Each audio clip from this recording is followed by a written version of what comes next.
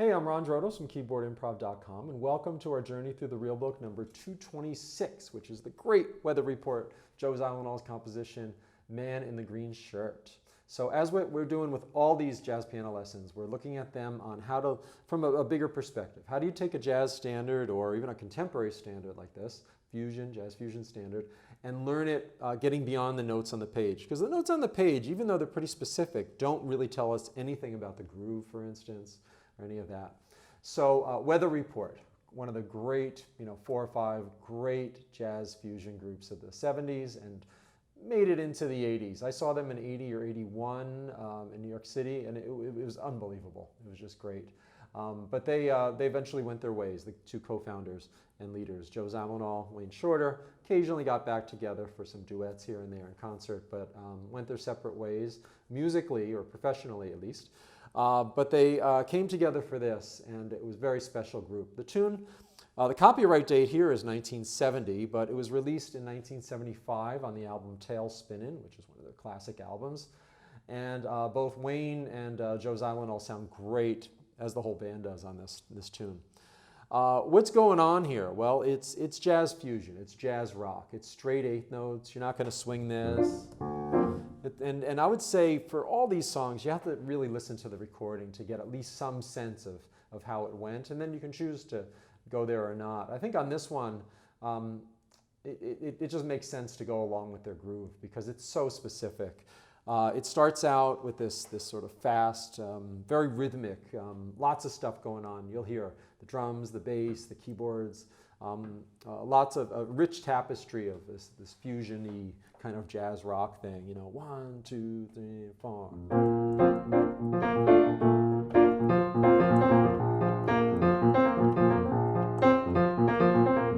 I like getting some sort of rhythmic interplay going between my hands. It's a way to imitate that overall sound without, in my own way, without copying it. So find your way. Find what works for you, whether it's a something like that.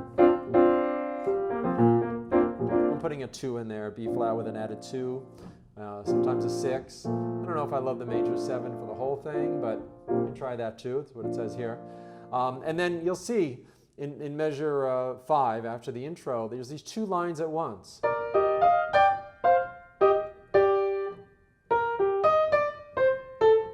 That's 1, and the top is.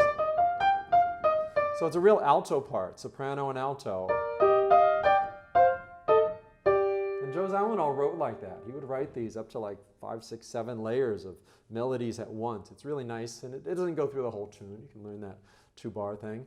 And then just follow the roadmap with the coda and everything.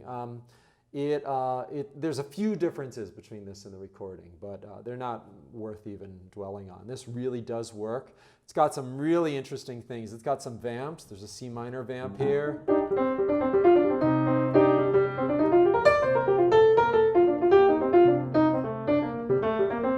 So I was using the Dorian mode there. You could use pentatonics, G pentatonic, G minor pentatonic, C minor pentatonic, D minor pentatonic. They all kind of work. They were coming out of the 60s. Zawinul and Shorter were, made their names in the 1960s in contemporary jazz at the time, and a lot of pentatonic scales were used. So we can superimpose those on the vamp sections here. And then one of the really cool things is near the top of page 2, it goes to a halftime feel from E7 sus4 or over E7 sus4. So it goes from this feel, a 1, 2, 3, 1, 2, 3, 4 to 1, 2.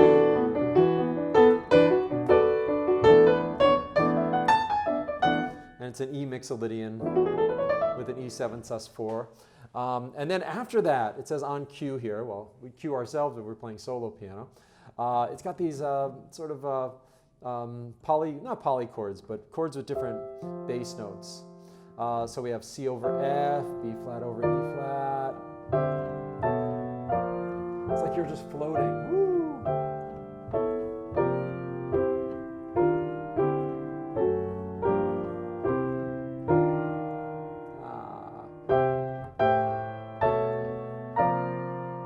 A lot of fun to play that. You could get textural with it.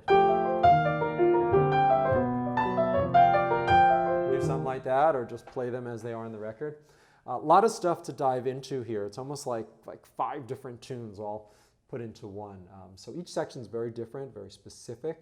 Have fun learning it, and then getting beyond it where you can express something through it. So I'm just going to follow the roadmap here and stretch out when it says to stretch out, and then play this beautiful ending that ends on that E7 sus4.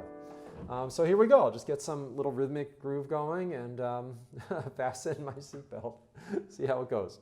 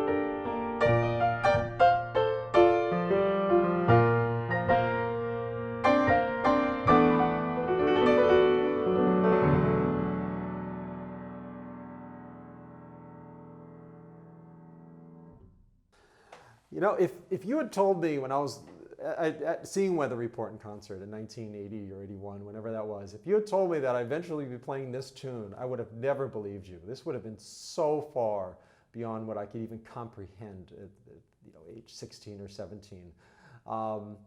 I kind of wish in some ways that I had really dived into it at that point. I think I would have gotten to the level where I could play the tunes much quicker, even if it didn't happen right away. But hey, no regrets, because I was working so much on other stuff, just learning how to play Bach, and basic jazz tunes like Autumn Leaves and how to arrange music. So I can't do everything, but it's kind of interesting. I did go see them, and I used to listen to this a lot. But whatever your personal journey is, if you're watching this video, you're either just following me through the real book, which is a fun journey, not even having to play every tune yourself, but if you're diving into this one in particular, just take your time and really work on each section and just see, what are these chords? Okay, play them slowly about 100 times in a row until they start feeling natural. So thank you for joining me here. It's a real pleasure and an honor to be able to bring some of these perspectives that I've picked up over the years. Some of them have been passed down to me from my own teachers. Some of them I've figured out myself just through long years of trial and error and reading and researching and listening and playing with other musicians. It's a real pleasure to pass it along. I think there's so much out there on the internet that's like, do it this way, do it this way, do it this way. If you want to play great jazz, you have to do these 5 things. And it's crazy. There's no one little box. Everybody's doorway into the world of jazz and improv could be a little different. So find what really interests you. What is your passion? And start there with jazz. If it's this tune and not Autumn Leaves, then do this tune and then come back to Autumn Leaves later, right? Find your own door in. So if you'd like to play piano with more joy and less stress, there's some links below you can check out. And as always, enjoy your journey and let the music flow.